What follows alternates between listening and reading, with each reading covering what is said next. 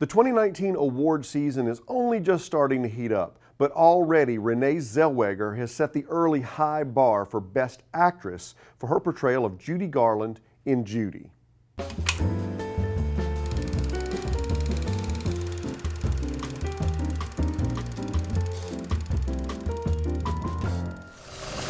Judy manages to succeed where so many other biopics fail.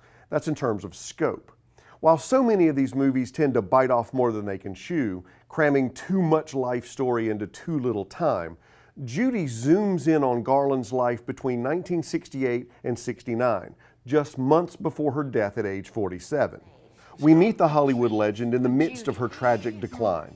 Broke, essentially homeless, and faced with losing her children, she leaves America for the promise of a return to the limelight and prosperity in London. London would offer you a lot of money. Talk of the town is desperate to do a deal with you. You're saying I have to leave my children if I want to make enough money to be with my children? I would very much like to stay. But she's already broken beyond repair, and ultimately she becomes the author of her own demise. I can't. What? No. What do you mean you can't? There's an audience out there waiting to hear you sing. My mouth's dry and it could fall apart. Listen to me. I can't. You'll be fine. Now, on you go. With deft use of brief flashbacks to her childhood, director Rupert Gould conveys the tragic early years of Garland's life in the Hollywood machine. Through this lens, seeing a young Judy force-fed drugs and punished for doing things normal kids did, like eating hamburgers and swimming, all the while under the thumb of MGM mogul Louis B. Mayer, the film manages to bookend Garland's story and give us enough context to understand the woman she became later in life without dragging the narrative out to insufferable lengths.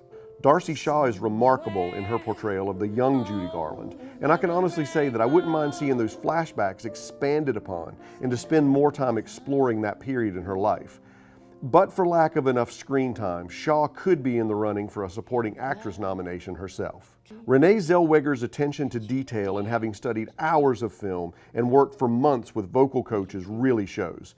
She fully disappears into the role of Judy Garland in every tick, twitch, and mannerism. Oh, what a wonderful surprise. And her renditions of Garland songs are amazing. Clang, clang, clang with the trolley.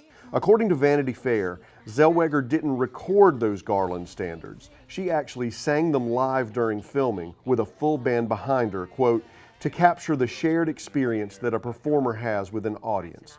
In fact, Zellweger's first ever solo album is this movie's soundtrack, covering Garland's classics. Like any biopic, there are inaccuracies to be sure, and there's plenty of poetic license taken in telling the story.